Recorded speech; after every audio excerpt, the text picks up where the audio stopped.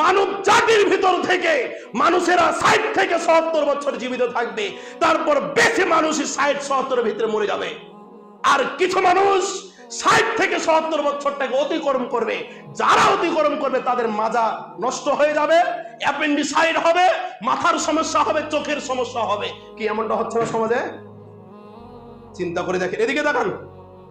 যে কথা বলতে চাচ্ছি আপনাকে আমি, ভাই বেশি দিন বাঁচা যাবে না, বেশি দিন বাঁচতে পারবো না।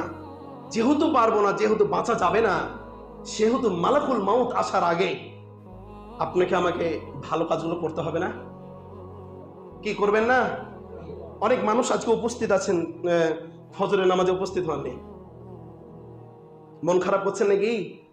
মন খারাপ করে কোনো লাভ নাই ভাই।